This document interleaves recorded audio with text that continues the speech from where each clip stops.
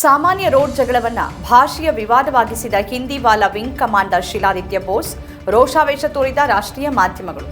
Wing commander ಸತ್ಯ ಬಯಲು ಮಾಡಿದ ಸಿಸಿಟಿವಿ ದೃಶ್ಯಾವಳಿಗಳು, ಭುಗಿಲೆದ್ದ ಕನ್ನಡಿಗರ ಆಕ್ರೋಶ, ಕನ್ನಡಿಗ ವಿಕಾಸ್ ಬಿಡುಗಡೆಗೆ ಶ್ರಮಿಸಿದ ಕನ್ನಡ ಪರ ಸಂಘಟನೆಗಳು, ವಿಂಗ್ ಕಮಾಂಡರ್ ವಿರುದ್ಧ ಪ್ರಕರಣ ದಾಖಲು, ನಾಪತ್ತೆ. ಇದು ರಾಜ್ಯದ ಈ ವಾರದ ಪ್ರಮುಖ ಸುದ್ದಿ. ಆದರೆ ರಾಷ್ಟ್ರಮಟ್ಟದಲ್ಲಿ ಇಡೀ ದೇಶನೇ ನಡುಗುವ ಭೀಕರ ಭಯೋತ್ಪಾದಕ ದಾಳಿಗೆ ಭಾರತ ತುತ್ತಾಗಿದೆ. ಜಮ್ಮು ಕಾಶ್ಮೀರದ ಪ್ರವಾಸಿ ಸ್ಥಳ ಪಹಲ್ಗಾಮ್ನಲ್ಲಿ ಪ್ರವಾಸಿಗರನ್ನೇ ಗುರಿಯಾಗಿಸಿ ಬಂದೂಕುಧಾರಿ ಭಯೋತ್ಪಾದಕರು ದಾಳಿ ನಡೆಸಿದ್ದು 26 ಮಂದಿ ಸಾವನ್ನಪ್ಪಿದ್ದಾರೆ, ಅನೇಕರು ಗಾಯಗೊಂಡಿದ್ದಾರೆ. ಘಟನೆ ಭಾರತ ಪಾಕಿಸ್ತಾನ ನಡುವೆ ಯುದ್ಧದ ಸ್ಥಿತಿಯನ್ನು ನಿರ್ಮಾಣ ಮಾಡಿದೆ. ಭಾರತ ತಕ್ಕ ಉತ್ತರ ಕೊಡೋಕೆ ಸಜ್ಜಾಗಿದೆ. ಭಾರತ ಪ್ರಮುಖ 5 ನಿರ್ಧಾರಗಳನ್ನು ತೆಗೆದುಕೊಳ್ಳೋದ್ರೊಂದಿಗೆ ಈಗಾಗಲೇ ರಾಜತಾಂತ್ರಿಕ ಯುದ್ಧ ಆರಂಭ ಆಗಿದೆ. ರಾಜ್ಯ ಮತ್ತು ರಾಷ್ಟ್ರದ ಈ ಸುದ್ದಿಗಳನ್ನು ವಿವರವಾಗಿ ನೋಡೋಣ. ನಮಸ್ಕಾರ, ಇದು ಈ ವಾರ ಕಾರ್ಯಕ್ರಮ. ಕರ್ನಾಟಕದಲ್ಲಿ ಕನ್ನಡಿಗರು ಭಾಷೆ ವಿಚಾರಕ್ಕೆ ಉತ್ತರ ಭಾರತೀಯರ ಮೇಲೆ ದಬ್ಬಾಳಿಕೆಯನ್ನು ನಡೆಸುತ್ತಿದ್ದಾರೆ. ಕನ್ನಡ ಭಾಷೆ ಮಾತನಾಡಲಿಲ್ಲ ಅನ್ನೋ ಕಾರಣಕ್ಕೆ ದೇಶ ಕಾಯುವ ಸೈನಿಕ ವಿಂಗ್ ಕಮಾಂಡರ್ ಮತ್ತು ಆತನ ಪತ್ನಿ ಮೇಲೆ ಹಲ್ಲೆ ನಡೆಸಿದ್ದಾರೆ. ಸರ್ಕಾರ ಎಲ್ಲಿದೆ? ಇದು ಭಾರತನ? ಇಲ್ಲಿ ಭಾಷೆ ಬರದೇ ಇರೋದೇ ತಪ್ಪ? ಅಬ್ಬಬ್ಬಾ, 1-2 ಪ್ರಶ್ನೆಗಳು. ಈ ಎಲ್ಲ ಪ್ರಶ್ನೆಗಳನ್ನು ಕೇಳಿದ್ದು ರಾಷ್ಟ್ರೀಯ ಮಾಧ್ಯಮಗಳು. ಇದಕ್ಕೆ ಕಾರಣ ಆಗಿದ್ದು ವಿಂಗ್ ಕಮಾಂಡರ್ ಹಿಂದಿ ಭಾಷಿಕ ಶಿಲಾದಿತ್ಯ ಬೋಸ್ ಎನ್ನುವ ವ್ಯಕ್ತಿ ಹರಿಬಿಟ್ಟ ವಿಡಿಯೋದಿಂದ. ತಾವು ಮತ್ತು ತಮ್ಮ ಪತ್ನಿ ಕಾರಿನಲ್ಲಿ ತೆರಳುವಾಗ ಬೈಕ್ನಲ್ಲಿ ಬಂದ ವ್ಯಕ್ತಿ ಅವಾಚ್ಯವಾಗಿ ನಿಂದಿಸಿದ, ಕನ್ನಡ ಮಾತನಾಡುವಂತೆ ಬೆದರಿಕೆ ಹಾಕಿದ, ನನ್ನ ಮೇಲೆ ಹಲ್ಲೆ ನಡೆಸ್ತಾ ಅನ್ನೋದು ವಿಂಗ್ ಕಮಾಂಡರ್ ಮಾಡಿದ ವಿಡಿಯೋದಲ್ಲಿನ ಸಾರಾಂಶ. ನಮ್ಮ ಮಾಧ್ಯಮಗಳಿಗೆ ಅಷ್ಟೇ ಸಾಕು. ವೃತ್ತಿ ಬದ್ಧತೆಯನ್ನು ಮರೆತು ಬಹಳ ಕಾಲನೇ ಆಗಿರೋ ಈ ಮಾಧ್ಯಮಗಳು ಸತ್ಯಾನ್ವೇಷಣೆಗೂ ಇಳಿಲಿಲ್ಲ, ಮತ್ತೊಂದು ಬದಿಯ ಕಥೆಯನ್ನೂ ಕೇಳಲಿಲ್ಲ. ಯಥಾಪ್ರಕಾರ ಕನ್ನಡಿಗರನ್ನ ಆರೋಪಿ ಸ್ಥಾನದಲ್ಲಿ ನಿಲ್ಲಿಸಲಾಯಿತು.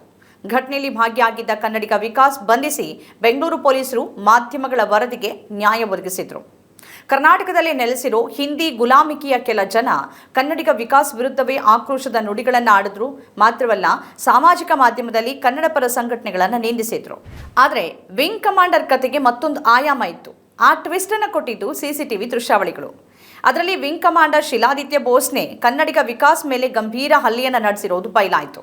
ಇಷ್ಟಾಗ್ತಾ ಇದ್ದಂತೆ ಕನ್ನಡ ಪರ ಸಂಘಟನೆಗಳ ನಾಯಕರು, ಕಾರ್ಯಕರ್ತರು ವಿಕಾಸ್ ಬಂಧನವನ್ನು ಖಂಡಿಸಿ ಪೊಲೀಸ್ ಠಾಣೆಯ ಮುಂದೆ ಪ್ರತಿಭಟನೆ ನಡೆಸಿದ್ರು. ಮಧ್ಯರಾತ್ರಿವರೆಗೂ ಠಾಣೆ ಮುಂದೆನೇ ಠೀಕಾಣಿ ಹೂಡಿದ್ರು. ಘಟನೆಯ ಈ ಆಯಾಮ ಬಯಲಾಗ್ತಾ ಇದ್ದಂತೆ ಅಬ್ಬರಿಸಿ ಬೊಬ್ಬಿರುತ್ತಾ ಇದ್ದಂಥ ಮಾಧ್ಯಮಗಳು ಬಾಲ ಮುಚ್ಕೊಂಡ್ವು. ಕನ್ನಡದ ಅನ್ನವನ್ನು ತಿಂದು ಇಲ್ಲಿನವರನ್ನೇ ಬೈದ ನಾಡದ್ರೋಹಿಗಳು ನಾಪತ್ತೆ ಆದವು. ಸಿಎಂ ಸಿದ್ದರಾಮಯ್ಯನವರು ವಿಂಗ್ ಕಮಾಂಡರೇ ಇರಲಿ, ಯಾರೇ ಇರಲಿ, ಕ್ರಮವನ್ನು ತೆಗೆದುಕೊಳ್ಳಿ ಅಂತ ಪೊಲೀಸರಿಗೆ ಸೂಚಿಸಿದ್ರು. ಕರ್ನಾಟಕದಲ್ಲಿ ಕನ್ನಡಿಗರಿಂದಲೇ ಆಯ್ಕೆಯಾದ ಕನ್ನಡಿಗರ ಸರ್ಕಾರವೇ ಇರೋದು, ಕನ್ನಡಿಗರ ರಕ್ಷಣೆಗೆ ನಮ್ಮ ಸರ್ಕಾರ ಬದ್ಧ ಅಂತ ತಿಳಿಸಿದ್ರು. ರಾತ್ರಿ ಎಲ್ಲ ಠಾಣೆ ಎದುರೇ ಕಾದಂಥ ಕನ್ನಡ ಪರ ಸಂಘಟನೆಗಳ ಪ್ರಯತ್ನದಿಂದ ಕನ್ನಡಿಗ ವಿಕಾಸ್ನನ್ನ ಸ್ಟೇಷನ್ ಬೇಲ್ ಮೇಲೆ ಕೊನೆಗೂ ಬಿಡುಗಡೆ ಮಾಡಲಾಯಿತು. ವಿಂಗ್ ಕಮಾಂಡರ್ ವಿರುದ್ಧ ಪ್ರಕರಣ ದಾಖಲಾಯಿತು. ಸತ್ಯ ಗೊತ್ತಾಗ್ತಾ ಇದ್ದಂತೆ, ತನ್ನ ಮುಖವಾಡ ಕಳಚಿ ಬೀಳ್ತಾ ಇದ್ದಂತೆ ವಿಂಗ್ ಕಮಾಂಡರ್ ಕಾಲ್ಕಿತ್ತಿದ್ದು ಸದ್ಯಕ್ಕೆ ಆತ ನಾಪತ್ತೆ ಆಗಿದ್ದಾನೆ. ಪೊಲೀಸರು ಆತನಿಗಾಗಿ ಹುಡುಕಾಟವನ್ನ ನಡೆಸಿದ್ದಾರೆ. ಇಡೀ ಘಟನೆ ಸತ್ಯ ತಿರುಚಿ ಹೇಗೆ ಕನ್ನಡಿಗರನ್ನ ವಿಲನ್ಗಳನ್ನಾಗಿ ಮಾಡೋಕೆ ಹಿಂದಿ ಪ್ರಿಯ ಮನಸ್ಥಿತಿಯ ಜನ, ಮಾಧ್ಯಮಗಳು ಶಕ್ತಿ ಮೀರಿ ಪ್ರಯತ್ನಿಸಿದ್ವು ಅನ್ನೋದು ಬಯಲಾಯಿತು. ಕರ್ನಾಟಕದಲ್ಲಿ ಕನ್ನಡಿಗನೇ ಸಾರ್ವಭೌಮ, ಭಾಷೆ ಸಂವಹನಕ್ಕಿರೋದು ಗುದ್ದಾಟಕ್ಕಲ್ಲ ಅನ್ನೋ ಕನಿಷ್ಠ ಸಾಮಾನ್ಯ ಜ್ಞಾನ ಇಲ್ಲದೆ ಇದ್ರೆ ಇಂಥ ಘಟನೆಗಳಾಗತ್ತೆ. ಉದ್ಯೋಗವನ್ನು ಅರಸಿ ಬದುಕನ್ನು ಕಟ್ಕೊಳ್ಳೋಕೆ ಬೇರೆ ಪ್ರದೇಶಕ್ಕಿಂತ ಹೋಗುವ ಯಾರೇ ಆದರೂ ಕೂಡ ಅಲ್ಲಿನ ಭಾಷೆಯನ್ನು ಕಲಿಬೇಕು, ಕನಿಷ್ಠ ಕಲಿಯೋ ಆಸಕ್ತಿಯನ್ನಾದರೂ ತೋರಬೇಕು. ಅದಲ್ಲದೆ ನೀವೇ ನಮ್ಮ ಭಾಷೆಯನ್ನು ಕಲಿತು ನಮ್ಮ ಜೊತೆ ನಮ್ಮ ಭಾಷೆಯಲ್ಲಿ ವ್ಯವಹರಿಸಿ ಅಂತಂದರೆ ಅದು ನಡೆಯೋದಿಲ್ಲ. ಕನ್ನಡಿಗರು ಎಲ್ಲರನ್ನೂ ಅಪ್ಕೊಳ್ತಾರೆ, ಬಹಳ ಸಂಯಮ ಮತ್ತು ಸಮಾಧಾನದಿಂದ ವರ್ತಿಸ್ತಾರೆ, ಅವರ ಭಾಷೆಯಲ್ಲೇ ವ್ಯವಹರಿಸುವ ಪ್ರಯತ್ನವನ್ನೂ ಮಾಡ್ತಾರೆ. ಆದರೆ ಅದು ಕನ್ನಡಿಗರ ದೌರ್ಬಲ್ಯ ಅಲ್ಲ. ಕೆಲವು ಉತ್ತರ ಭಾರತೀಯರು ಅದನ್ನು ದೌರ್ಬಲ್ಯ ಅಂತಾನೆ ಅಂದುಕೊಂಡಿದ್ದಾರೆ. ಇಲ್ಲಿ ಎಲ್ಲ ಇತರ ಭಾಷಿಕರು ಅಂದರೆ ತಪ್ಪಾಗತ್ತೆ. ಕೆಲವರು ಮಾತ್ರ ಇಂತಹ ದುಷ್ಟ ಬುದ್ಧಿಯವರು, ತಮ್ಮಿಂದಲೇ ಕರ್ನಾಟಕ ಅಂತ ಅಂದುಕೊಳ್ಳೋ ಮೂರ್ಖರು. ಇಂಥವರನ್ನ ಸರಿದಾರಿಗೆ ತರುವ ತುರ್ತು ಈಗಿದೆ. ಕನ್ನಡಿಗರು ಕಡ್ಡಾಯವಾಗಿ ಇತರ ಭಾಷಿಕರ ಜೊತೆ ಕನ್ನಡದಲ್ಲೇ ವ್ಯವಹರಿಸೋದು ಮತ್ತು ಈ ಮೂಲಕ ಅವರು ಭಾಷೆ ಕಲಿಯುವ ಅನಿವಾರ್ಯತೆಯನ್ನು ಸೃಷ್ಟಿ ಮಾಡುವ ಪ್ರಯತ್ನವನ್ನು ಮೊದಲು ಮಾಡಬೇಕು. ಅವರು ನಮ್ಮಲ್ಲಿಗೆ ಬರೋದು, ನಮ್ಮವರು ಬೇರೆ ಕಡೆಗೆ ಹೋಗೋದು ಇಂದಿನ ದಿನಮಾನದಲ್ಲಿ ಅನಿವಾರ್ಯ. ಆದರೆ ಅಲ್ಲಿನವರ ಭಾಷೆ ಮತ್ತು ಪದ್ಧತಿಯನ್ನು ಅನುಸರಿಸೋದು ಮುಖ್ಯ ಅನ್ನೋದನ್ನು ಅವರಿಗೆ ಅರ್ಥ ಮಾಡಿಸಬೇಕಾಗಿದೆ. ಅದಕ್ಕಿಂತ ಮುಂಚೆ ಇಲ್ಲೇ ಇದ್ದು ಹಿಂದಿ ಗುಲಾಮಿಕೆ ಮಾಡ್ತಾ ಕನ್ನಡ ಪರ ಸಂಘಟನೆಗಳನ್ನು ಬೈಕೊಂಡು ಕೂತಿರೋ ಆತ್ಮಗಳಿಗೆ ಪಾಠ ಕಲಿಸಬೇಕಿದೆ. ಈ ಘಟನೆಯಲ್ಲಿ ಕನ್ನಡ ಪರ ಸಂಘಟನೆಗಳು ಇಲ್ಲದೆ ಇದ್ದಿದ್ರೆ, ಸಿಸಿಟಿವಿ ದೃಶ್ಯನೂ ಇಲ್ಲದೆ ಇದ್ದಿದ್ರೆ ಅಮಾಯಕ ಕನ್ನಡಿಗ ವಿಕಾಸ್ ಜೈಲ್ ಪಾಲಾಗ್ತಾ ಇದ್ದ. ಈಗಾಗಲೇ ಆತನ ಉದ್ಯೋಗಕ್ಕೆ ಕುತ್ತು ಬಂದಿದೆ. ಹೋರಾಟಗಾರರಿಂದ ಕನಿಷ್ಠ ಆತ ಹೊರಬರುವಂತಾಗಿದೆ. ಈ ಸಮಾಜದಲ್ಲಿ ಕೆಲವರು ಅಂತರ್ಗತ ಶಕ್ತಿ ಮತ್ತು ಅಧಿಕಾರವನ್ನು ಪಡ್ಕೊಂಡಿರ್ತಾರೆ. ಕೆಲವರು ಹುಟ್ಟಾನೆ ಅಧಿಕಾರವನ್ನು ಪಡ್ಕೊಂಡ್ರೆ ಇನ್ನೂ ಕೆಲವರು ಸೇನೆ ಸೇರಿ, ಮತ್ತೆ ಕೆಲವರು ರಾಷ್ಟ್ರೀಯತೆ ಹೆಸರಲ್ಲಿ, ಇನ್ನೂ ಕೆಲವರು ಒಂದು ಪಕ್ಷವನ್ನು ಸೇರಿ ಈ ಪವರನ್ನು ಪಡ್ಕೊಳ್ತಾರೆ. ಇವ್ರು ಮಾಡಿದ್ದೆಲ್ಲ ಸರಿ, ಇವ್ರು ಹೇಳಿದ್ದೆಲ್ಲ ಸರಿ, ಇವರನ್ನ ಪ್ರಶ್ನಿಸದೆ ಒಪ್ಕೊಳ್ಬೇಕು ಅನ್ನೋ ಮನಸ್ಥಿತಿ ಇದೆ. ಹಿಜಾಬ್ ಹಾಕಿದ್ರೆ ಧರ್ಮಕ್ಕಿಂತ ಶಿಕ್ಷಣ ಮುಖ್ಯ ಅಂತ ಹೇಳೋರು ಶಿಕ್ಷಣಕ್ಕಿಂತ ಜನಿವಾರ ಮುಖ್ಯನಾ ಅಂತ ಪ್ರಶ್ನೆನೂ ಮಾಡಲ್ಲ. ಒಂದು ಜನಿವಾರ ಇಡೀ ಸರ್ಕಾರವನ್ನೇ ಅಲುಗಾಡಿಸುತ್ತೆ, 3% ಜನ ಇಡೀ ದೇಶವನ್ನೇ ನಿಯಂತ್ರಿಸ್ತಾರೆ, ಕತ್ತಿ ಹಿಡಿದೇನು ಯುದ್ಧವನ್ನ ಗೆಲ್ಲಬಲ್ಲೆವು ಅಂತ ಅವ್ರು ಹೇಳೋದು ಇದಕ್ಕೆ ಅಲ್ವಾ? ಈ ವಿಂಗ್ ಕಮಾಂಡರ್ ವಿಚಾರದಲ್ಲಿ ಆಗಿದ್ದೂ ಕೂಡ ಇದೆ. ಆತ ಸೇನೆಯವನು ಅನ್ನೋ ಕಾರಣಕ್ಕೆ ಆತ ಸರಿ ಅನ್ನೋ ತೀರ್ಮಾನಕ್ಕೆ ಮಾಧ್ಯಮಗಳು ಬಂದಾಗಿತ್ತು. ಮತ್ತೊಂದು ಆಯಾಮದ ಬಗ್ಗೆ ಅವು ತಲೆಯನ್ನೂ ಕೆಡಿಸ್ಕೊಂಡಿಲ್ಲ. ಭಾಷೆಯ ಮೇಲಿನ ಅಭಿಮಾನವನ್ನು ಉಳಿಸ್ಕೊಂಡೇ ಇತರ ಭಾಷಿಕರನ್ನ ನಮ್ಮ ಭಾಷೆ ಕಲಿಯುವಂತೆ ಮಾಡೋದು ಎಲ್ಲ ಕನ್ನಡಿಗರ ಜವಾಬ್ದಾರಿ. ಈಗಲ್ಲದೆ ಇದ್ರೆ ಇನ್ಯಾವಾಗ?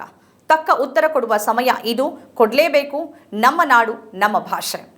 ರಾಷ್ಟ್ರಮಟ್ಟದಲ್ಲಿ ಕಾಶ್ಮೀರದ ಪಹಲ್ಗಾಮ್ನಲ್ಲಿ ಉಗ್ರರು ನಡೆಸಿದ ದಾಳಿಗೆ ಇಡೀ ದೇಶನೇ ನಡುಗ್ ಹೋಗಿದೆ. ಪ್ರವಾಸಕ್ಕೆ ತೆರಳಿದ್ದವರನ್ನೇ ಗುರಿಯಾಗಿಸಿ ಉಗ್ರರು ದಾಳಿ ನಡೆಸಿದ್ದು ಕನ್ನಡಿಗರು ಇಬ್ಬರು ಸೇರಿದಂತೆ 26 ಮಂದಿ ಬಲಿಯಾಗಿದ್ದಾರೆ. ಭಯೋತ್ಪಾದಕ ಸಂಘಟನೆ ಟಿಆರ್ಎಫ್ ಘಟನೆಯ ಹೊಣೆಯನ್ನು ಹೊತ್ತುಕೊಂಡಿದೆ. ಘಟನೆಯಲ್ಲಿ ಪಾಕಿಸ್ತಾನದ ಕೈವಾಡ ಇರುವುದನ್ನು ಭಾರತ ಕಂಡುಕೊಂಡಿದೆ. ಕಾಶ್ಮೀರದ ಬೇಸರನ್ ಕಣಿವೆಯ ಪಹಲ್ಗಾಮ್ ಪ್ರವಾಸಿ ತಾಣ, ಮಿನಿ ಸ್ವಿಟ್ಜರ್ಲ್ಯಾಂಡ್ ಅಂತಾನೆ ಇದನ್ನು ಕರೆಯಲಾಗುತ್ತೆ. ಅತ್ಯಾಧುನಿಕ ಬಂದೂಕನ್ನು ಹಿಡಿದಿದ್ದಂಥ ಉಗ್ರರು ಕೇವಲ ಪುರುಷರನ್ನೇ ಗುರಿಯಾಗಿಸಿದ್ದಾರೆ. ಕೆಲವರಿಗೆ ಧರ್ಮ ಕೇಳಿ ಗುಂಡು ಹೊಡೆದಿದ್ದಾರೆ. ಘಟನೆಯಲ್ಲಿ ಸ್ಥಳೀಯ ಕುದುರೆ ಸವಾರನೊಬ್ಬನನ್ನು ಹೊರತುಪಡಿಸಿ ಮೃತಪಟ್ಟ ಉಳಿದವರೆಲ್ಲರೂ ಕೂಡ ಹಿಂದೂಗಳೇ ಆಗಿದ್ದಾರೆ. ದೇಶದ ಒಳಗೆ ನಡೆಯುತ್ತಿರುವ ಸಂಘರ್ಷವನ್ನೇ ಟಾರ್ಗೆಟ್ ಮಾಡಿ ಅದನ್ನೇ ಮತ್ತಷ್ಟು ಹೆಚ್ಚಿಸುವ ಉಗ್ರರ ಸ್ಪಷ್ಟ ಉದ್ದೇಶ ಇದಾಗಿರುವಂತೆ ಕಾಣ್ತಾ ಇದೆ. ಪುಟ್ಟ ಮಕ್ಕಳು ಮತ್ತು ಪತ್ನಿಯರ ಎದುರೇ ಪತಿ, ತಂದೆ, ಸಹೋದರ ಹತ್ಯೆಯಾಗಿರೋದು ಅತ್ಯಂತ ಘೋರ. ಅವರೆಲ್ಲ ಆ ಸ್ಥಿತಿಯನ್ನು ಹೇಗೆ ಎದುರಿಸಿದ್ರು ಅನ್ನೋದನ್ನು ನೆನೆಸ್ಕೊಂಡ್ರೇನೆ ಎದೆ ನಡಗತ್ತೆ.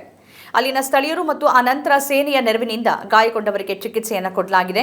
ಕೇಂದ್ರ ಸರ್ಕಾರದ ಜೊತೆ ಆಯಾ ರಾಜ್ಯ ಸರ್ಕಾರಗಳು ಮೃತಪಟ್ಟವರು, ಸಂತ್ರಸ್ತರು ಮತ್ತು ಕಾಶ್ಮೀರದಲ್ಲಿ ಸಿಲುಕಿದ್ದ ತಮ್ಮ ಪ್ರವಾಸಿಗರನ್ನ ಆದ್ಯತೆ ಮೇಲೆ ಸುರಕ್ಷಿತವಾಗಿ ಕರೆಸಿಕೊಂಡಿವೆ. ಕರ್ನಾಟಕದಲ್ಲಿ ಮಂಜುನಾಥ್ ಮತ್ತು ಭರತ್ ಭೂಷಣ್ ಮೃತಪಟ್ಟಿದ್ದಾರೆ. ಅವರ ಪಾರ್ಥಿವ ಶರೀರದ ಅಂತ್ಯಕ್ರಿಯೆ ವೇಳೆ ಪೊಲೀಸ್ ಗೌರವವನ್ನು ಸಲ್ಲಿಸಲಾಗಿದೆ. ಮೃತರ ಕುಟುಂಬಕ್ಕೆ ರಾಜ್ಯ ಸರ್ಕಾರ 10 ಲಕ್ಷ ರೂಪಾಯಿಗಳ ಪರಿಹಾರವನ್ನು ಘೋಷಣೆ ಮಾಡಿದೆ. ಅವರ ಕುಟುಂಬದ ಜೊತೆ ಸುಮಾರು 174 ಕನ್ನಡಿಗರನ್ನ ವಿಶೇಷ ವಿಮಾನದ ಮೂಲಕ ರಾಜ್ಯಕ್ಕೆ ಕರೆತರಲಾಗಿದೆ. ಈ ಜವಾಬ್ದಾರಿಯನ್ನ ಸಿಎಂ ಸಚಿವ ಸಂತೋಷ್ ಲಾಡ್ ಅವರ ಹೆಗಲಿಗೆ ಹಾಕಿದ್ರು. ಕಾಶ್ಮೀರಕ್ಕೆ ತೆರಳಿದ ಸಂತೋಷ್ ಲಾಡ್ ಅವರು ಎಲ್ಲರನ್ನ ಸುರಕ್ಷಿತವಾಗಿ ವಾಪಸ್ ಕರೆತಂದಿದ್ದಾರೆ.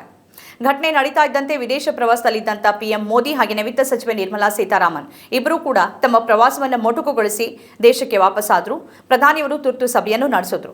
ಸಭೆಯಲ್ಲಿ ಪ್ರಮುಖ 5 ತೀರ್ಮಾನವನ್ನು ತೆಗೆದುಕೊಳ್ಳಲಾಗಿದ್ದು, ರಾಜತಾಂತ್ರಿಕ ಯುದ್ಧವನ್ನು ಪಾಕಿಸ್ತಾನದ ವಿರುದ್ಧ ಈಗಾಗಲೇ ಸಾರಲಾಗಿದೆ. ಪಾಕಿಸ್ತಾನ ಕೂಡ ಅದಕ್ಕೆ ಸಿದ್ಧವಾದಂತೇನೆ ಕಾಣಿಸ್ತಾ ಇದೆ. ಹಲವರನ್ನ ಈಗಾಗಲೇ ವಶಕ್ಕೆ ಪಡೆದು ವಿಚಾರಣೆಯನ್ನು ನಡೆಸಲಾಗ್ತಾ ಇದೆ. ದಾಳಿಯಲ್ಲಿ ಭಾಗಿಯಾಗಿದ್ದಂಥ ಉಗ್ರ ಆಸಿಫ್ ಶೇಖ್ ಮನೆಯನ್ನ ಸ್ಫೋಟ ಮಾಡಲಾಗಿದೆ. ಮತ್ತೊಂದು ಕಡೆ ಸರ್ವಪಕ್ಷ ಸಭೆ ನಡೆದಿದ್ದು ಎಲ್ಲಾ ಪಕ್ಷಗಳು ಭಯೋತ್ಪಾದನೆಯ ಈ ಹೋರಾಟದಲ್ಲಿ ಸರ್ಕಾರದ ಜೊತೆ ನಿಲ್ಲೋದಾಗಿ ಒಕ್ಕೊರಲ ಧ್ವನಿಯನ್ನು ಮೊಳಗಿಸಿವೆ. ಈ ದಾಳಿ ದೇಶದ ಮೇಲಾದ ದಾಳಿ. ಇಡೀ ದೇಶ ಸರ್ಕಾರದ ಜೊತೆ ನಿಲ್ಲಬೇಕು ಮತ್ತು ಒಗ್ಗಟ್ಟಿನಿಂದ ನಿಲ್ಲಬೇಕು. ನಮ್ಮೊಳಗಿನ ಸಮಸ್ಯೆಗಳು ಹಲವಿವೆ, ಲೋಪಗಳಿವೆ, ನಿಜ. ಆದರೆ ಅದೆಲ್ಲದಕ್ಕಿಂತ ಮೊದಲು ದೇಶವಾಗಿ ಈ ಘಟನೆ ವಿರುದ್ಧ ತಕ್ಕ ಉತ್ತರವನ್ನು ಕೊಡಲೇಬೇಕಾಗಿದೆ. ಭಾರತ ಶಾಂತಿಯನ್ನು ಬಯಸುತ್ತೆ, ಆದರೆ ನಮ್ಮವರನ್ನ, ಅದೂ ಕೂಡ ಮುಗ್ಧ ಪ್ರವಾಸಿಗರನ್ನ ಇಷ್ಟು ಕ್ರೂರವಾಗಿ ಕೊಂದ ಯಾರನ್ನೂ ಸುಮ್ಮನೆ ಬಿಡಬಾರ್ದು. ಈ ನಿಟ್ಟಿನಲ್ಲಿ ಎಲ್ಲರೂ ಸರ್ಕಾರದ ಆ ಮೂಲಕ ದೇಶದ ಜೊತೆ ನಿಲ್ಲಬೇಕು. ಆದರೆ ಇದಕ್ಕೆ ವ್ಯತಿರಿಕ್ತವಾದ ನಿರೂಪಣೆ ಮುಖ್ಯವಾಹಿನಿ ಮಾಧ್ಯಮಗಳು ಮತ್ತು ಬಿಜೆಪಿ ನಾಯಕರಿಂದಲೇ ನಡೀತಿರೋದು ದೇಶ ಒಂದು ಅನ್ನೋ ಆಶಯಕ್ಕೆ ಧಕ್ಕೆ ತರ್ತಾ ಇದೆ. ಮೊದಲನೇದಾಗಿ ಘಟನೆಯ ಲೋಪದ ಬಗ್ಗೆ ಕೆಲವು ಪ್ರಶ್ನೆಗಳನ್ನು ಕೇಳಲೇಬೇಕಾಗಿದೆ. ಗಡಿಯಿಂದ ಸುಮಾರು 200 ಕಿಲೋಮೀಟರ್ ದೂರದಲ್ಲಿರೋ ಪಹಲ್ಗಾಮ್ ಉಗ್ರರ ಟಾರ್ಗೆಟ್ ಪ್ರದೇಶ. ಅಲ್ಲಿಗೆ ಹೇಗೆ ಬಂದರು? ಅವರು ಹೊಂದಿದ್ದು ಅತ್ಯಾಧುನಿಕ ಬಂದೂಕುಗಳು. ಅವರಿಗೆ ಅದು ಹೇಗೆ ಸಿಕ್ತು? ಸಾವಿರಾರು ಪ್ರವಾಸಿಗರಿರುವಂಥ ಸ್ಥಳದಲ್ಲಿ ಭದ್ರತೆಯೇ ಯಾಕಿರಲಿಲ್ಲ? ಸ್ಥಳೀಯರು ಉಗ್ರರಿಗೆ ಸಹಾಯ ಮಾಡಿದ್ದಾರೆ. ಈ ಮಾಹಿತಿಗಳು ಗುಪ್ತಚರ ಇಲಾಖೆಗೆ, ಇಂಟೆಲಿಜೆನ್ಸ್ಗೆ ಇರಲಿಲ್ವಾ? ಇದ್ರೂ ಕೂಡ ನಿರ್ಲಕ್ಷ್ಯ ಮಾಡಲಾಯ್ತಾ? ದಾಳಿಯ ಬಗ್ಗೆ ಮೊದಲೇ ಸೂಚನೆ ಸಿಕ್ಕಿದ್ರೂ ಕೂಡ ಯಾಕದನ್ನು ಗಂಭೀರವಾಗಿ ತೆಗೆದುಕೊಳ್ಳಲಿಲ್ಲ? 370ನೇ ವಿಧಿ ರದ್ದತಿ ನಂತರ ಈ ರೀತಿಯ ಘಟನೆ ಆಗಬಹುದು ಅನ್ನೋ ಭಯ ಇದ್ದೇ ಇತ್ತು. ಅದನ್ನು ತಪ್ಪಿಸೋಕೆ ಹೆಚ್ಚಿನ ಬದ್ಧತೆ ಮತ್ತು ಕಣ್ಣಿಡುವ ಬದಲು ಭಯೋತ್ಪಾದನೆ ನಿರ್ಮೂಲನೆ ಆಗಿದೆ ಅಂತ ನಿರ್ಲಕ್ಷ್ಯವನ್ನು ತೋರ್ಲಾಯ್ತಾ? ಪ್ರವಾಸಿಗರು ನಂಬಿಕೆಯಿಂದ ಪ್ರವಾಸಕ್ಕೆ ಬಂದಾಗ ಅವರ ಜವಾಬ್ದಾರಿ ಸರ್ಕಾರದ್ದಲ್ವಾ? ಇದೆಲ್ಲದರ ಹೊಣೆಯನ್ನು ಯಾರು ಹೊರ್ತಾರೆ? ಯಾರಾದರೂ ಹೊಣೆಗಾರರಾಗಲೇಬೇಕಲ್ವಾ? ವಿದೇಶ ಪ್ರವಾಸವನ್ನು ಮೊಟಕುಗೊಳಿಸಿ ದೇಶಕ್ಕೆ ಮರಳಿದ ಪ್ರಧಾನಿ ಬಿಹಾರದ ಸಮಾವೇಶದಲ್ಲಿ ನೀಡಿದ ಎಚ್ಚರಿಕೆಯ ಮಾತುಗಳನ್ನು ಸರ್ವಪಕ್ಷ ಸಭೆಯಲ್ಲೋ ಅಥವಾ ಒಂದು ಸುದ್ದಿಗೋಷ್ಠಿಯನ್ನು ನಡೆಸಿ ಹೇಳಿದರೆ ಅದಕ್ಕೆ ಮತ್ತಷ್ಟು ಮಹತ್ವ ಇರ್ತಾ ಇತ್ತು. ಯಾಕೆಂದರೆ ಪ್ರಧಾನಿಯವರ ಆದ್ಯತೆ ಇದಾಗಿರಬೇಕಾಗಿತ್ತು. ಎರಡನೇದು ರಾಜಕೀಯ. ಹೌದು, ಬಿಜೆಪಿ ರಾಜಕೀಯನೇ ಧರ್ಮ ಸಿದ್ಧಾಂತ. ಆದರೆ ಈಗ ರಾಜಕೀಯ ಮಾಡೋ ಸಮಯ ಅಲ್ಲ. ದೇಶದ ವಿರುದ್ಧದ ಉಗ್ರ ಶಕ್ತಿಗಳ ವಿರುದ್ಧ ಹೋರಾಡಬೇಕಾದ್ರೆ ದೇಶ ಒಂದಾಗಿ ನಿಲ್ಲಬೇಕು. ಬಿಜೆಪಿ ನಾಯಕರು ಮತ್ತು ಮಾಧ್ಯಮಗಳೇ ಪೆಹಲ್ಗಾಮ್ ಘಟನೆಗೆ ದೇಶದ ಇಡೀ ಮುಸ್ಲಿಂ ಸಮುದಾಯವನ್ನ ಗುರಿಯಾಗಿಸಿದೆ. ಅವರನ್ನ ಎಂದೂ ನಂಬಿಕೆಯ ದೃಷ್ಟಿಯಿಂದ ನೋಡದ ಅವರು ಇಂದೂ ಕೂಡ ಹಾಗೆ ನಡೆದುಕೊಳ್ತಿದ್ದಾರೆ. ಎಲ್ಲಾ ಮುಸ್ಲಿಮರು ಪಾಕಿಸ್ತಾನದ ಏಜೆಂಟ್ಗಳು ಅನ್ನೋ ರೀತಿಯ ಬಹಿರಂಗ ಹೇಳಿಕೆ, ಮಾಧ್ಯಮ ನಿರೂಪಣೆಗೆ ಕನಿಷ್ಠ ಈ ಹೊತ್ತಿನಲ್ಲಾದರೂ ಬಿಜೆಪಿ ಉನ್ನತ ನಾಯಕತ್ವ ಬ್ರೇಕ್ ಹಾಕಬೇಕು. ಇದು ನಮ್ಮೊಳಗೆ ಕಚ್ಚಾಡೋ ಸಮಯ ಅಲ್ಲ, ನಮ್ಮ ಶತ್ರು ದೇಶದ ಭಯೋತ್ಪಾದಕತೆಯ ವಿರುದ್ಧ ಹೋರಾಡುವ ಸಮಯ ಅನ್ನೋದನ್ನ ಅರ್ಥ ಮಾಡ್ಕೊಳ್ಬೇಕು. ಸಮಾಜ ಎಷ್ಟು ಧ್ರುವೀಕರಣ ಆಗಿದೆ ಅಂತಂದ್ರೆ, ದುರಂತದಲ್ಲಿ ತಮ್ಮವರನ್ನ ಕಳ್ಕೊಂಡ ಸಂತ್ರಸ್ತರು ಅಲ್ಲಿನ ಸ್ಥಿತಿ ಬಗ್ಗೆ ವಿವರಿಸುವಾಗ ಅಲ್ಲಿನ ಸ್ಥಳೀಯ ಮುಸ್ಲಿಮರ ಸಹಾಯ ಹೇಳಿದ್ರು ಅದನ್ನ ಕೇಳುವ ಮತ್ತು ಕೇಳಿ ಸುಮ್ಮನಾಗುವ ಸ್ಥಿತಿಯಲ್ಲಿ ಹಲವರಿಲ್ಲ. ಅವರನ್ನೇ ದೂಷಿಸುವ, ಕೆಟ್ಟ ಪದಗಳಲ್ಲಿ ನಿಂದಿಸುವ ಮಟ್ಟಕ್ಕೆ ಆ ಕೋಮು ಮನಸ್ಥಿತಿ ತಲುಪಿದೆ. ಘಟನೆಯಲ್ಲಿ ಮೃತಪಟ್ಟ ಶಿವಮೊಗ್ಗದ ಮಂಜುನಾಥ್ ಅವರ ಪತ್ನಿ ಅಲ್ಲಿ ಸ್ಥಳೀಯ ಮುಸ್ಲಿಮರು ತಮ್ಮ ಮತ್ತು ಮಗನ ಸಹಾಯಕ್ಕೆ ಧಾವಿಸಿದ್ದನ್ನ ಹೇಳಿದಾಗ ಅವರ ಮೇಲೇನೆ ಸಾಮಾಜಿಕ ಮಾಧ್ಯಮದಲ್ಲಿ ಕೆಟ್ಟದಾಗಿ ದಾಳಿ ನಡೆದಿದೆ. ಅವ್ರು ಬಯಸ್ತಾ ಇರೋದನ್ನ ಇವ್ರು ಹೇಳ್ತೀನ ಅನ್ನುವ ಅಸಹನೆ ಮತ್ತು ಕೋಪ ಅದರಲ್ಲಿ ಕಾಣ್ಬೋದು ನಾವು. ಘಟನೆಯಲ್ಲಿ ಪ್ರವಾಸಿಗರ ರಕ್ಷಣೆಗಾಗಿ ಅಲ್ಲಿನ ಸ್ಥಳೀಯ ಕುದುರೆ ಸವಾರ ಮುಸ್ಲಿಂ ಯುವಕ ಆದಿಲ್ ಉಗ್ರರ ಗುಂಡಿಗೆ ಬಲಿಯಾಗಿದ್ದಾನೆ. ಎಲ್ಲ ಸಂತ್ರಸ್ತ ಕುಟುಂಬಗಳ ನೆರವಿಗೆ ತಕ್ಷಣ ಧಾವಿಸಿದ್ದು ಅಲ್ಲಿನ ಸ್ಥಳೀಯ ಮುಸ್ಲಿಮರೇ. ನಸಾಕತ್ ಅಲಿ ಅನ್ನೋ ಮತ್ತೋರ್ವ ಕನಿಷ್ಠ 11 ಜನರನ್ನ ಬಚಾವ್ ಮಾಡಿದ್ದಾರೆ ಅಂತ ಛತ್ತೀಸ್ಗಢದಿಂದ ಹೋಗಿದ್ದ ಬಿಜೆಪಿ ನಾಯಕರ ಮನೆಯವರೇ ಹೇಳಿದ್ದಾರೆ. ಅದರ ಬಗ್ಗೆ ಸಂತ್ರಸ್ತ ಕುಟುಂಬಗಳೇ ಹೇಳ್ತಿವೆ. ಘಟನೆ ಖಂಡಿಸಿ ದಶಕಗಳ ನಂತರ ಶ್ರೀನಗರವನ್ನ ಬಂದ್ ಮಾಡಲಾಗಿದೆ. ಹಾಗಾದ್ರೆ ಇವರೆಲ್ಲ ಯಾರು? ನೀನ್ ಹಿಂದೂ, ನೀನ್ ಮುಸ್ಲಿಂ, ನೀನ್ ಸಿಖ್, ನೀನ್ ಕ್ರಿಶ್ಚಿಯನ್, ಎಲ್ಲಿ ತನಕ ಈ ಭೇದ ಭಾವ? ನಮ್ಮಲ್ಲಿಗೆ ನುಗ್ಗಿ ನಮ್ಮವರನ್ನ ಕೊಂದವರಿಗೂ ನಮ್ಮಲ್ಲಿನ ಈ ಸಂಘರ್ಷದ ಬಗ್ಗೆ ಗೊತ್ತು. ಅದಕ್ಕಾಗಿಯೇ ಹಿಂದೂಗಳನ್ನ ಹುಡುಕಿ ಕೊಂದಿದ್ದಾರೆ. ನಮ್ಮಲ್ಲಿನ ಸಮಸ್ಯೆ ಮತ್ತಷ್ಟು ಹೆಚ್ಚಿಸುವ ಅವರ ಉದ್ದೇಶ ಈಡೇರದಂತೆ ನಾವಿರಬೇಕಾಗಿದೆ, ನಡ್ಕೊಳ್ಬೇಕಾಗಿದೆ. ಅವರ ಅಂತ್ಯ ಹಾಡಬೇಕು. ಭಯೋತ್ಪಾದಕರಿಗೆ ಧರ್ಮ ಇಲ್ಲ ಅಂತಾರೆ, ಅವರಿಗೆ ಧರ್ಮ ಇದೆ. ಎಲ್ಲಾ ಭಯೋತ್ಪಾದಕರು ಧರ್ಮದ ಹೆಸರಲ್ಲೇ ಎಲ್ಲವನ್ನ ಮಾಡೋದು. ಹಾಗಂತ ಯಾವ ಧರ್ಮರೂ ಹಿಂಸೆಯನ್ನು ಪ್ರಚೋದನೆ ಮಾಡೋದಿಲ್ಲ. ಇಸ್ರೇಲ್ನಲ್ಲಿ ಕ್ರಿಶ್ಚಿಯಾನಿಟಿ ಹೆಸರಲ್ಲಿ, ಮುಸ್ಲಿಂ ಹೆಸರಲ್ಲಿ ಅಥವಾ ಹಿಂದೂ ಧರ್ಮದ ಹೆಸರಲ್ಲಿ ಭಯ ಉತ್ಪಾದನೆ ಮಾಡುವ ಯಾರೊಬ್ಬರೂ ಧರ್ಮಪಾಲಕರಂತೂ ಅಲ್ಲ, ಅದಕ್ಕಿಂತ ಮಿಗಿಲಾಗಿ ಮನುಷ್ಯರೇ ಅಲ್ಲ. ಭಯೋತ್ಪಾದನೆಯನ್ನು ಮಟ್ಟ ಹಾಕಲೇಬೇಕು. ನಮ್ಮವರನ್ನ ನಿರ್ದಾಕ್ಷಿಣ್ಯವಾಗಿ ಕೊಂದ ಯಾರೊಬ್ಬರನ್ನು ಬಿಡಬಾರದು. ನಮ್ಮವರನ್ನ ಕೊಲ್ಲೋಕೆ ಮರೆಯಲ್ಲಿ ನಿಂತು ಅವರಿಗೆ ಆಶ್ರಯ ಮತ್ತು ಇನ್ನಿತರ ಬೆಂಬಲ ನೀಡಿದ ಯಾರೊಬ್ಬರನ್ನು ಬಿಡಬಾರದು. ಅದಕ್ಕಾಗಿ ಆದರೂ ದೇಶ ಒಂದಾಗಿ ಒಗ್ಗಟ್ಟಾಗಿ ನಮ್ಮೊಳಗಿನ ಭಿನ್ನಾಭಿಪ್ರಾಯವನ್ನ ಬದಿಗಿಟ್ಟು ಮುನ್ನಡಿಬೇಕಿದೆ.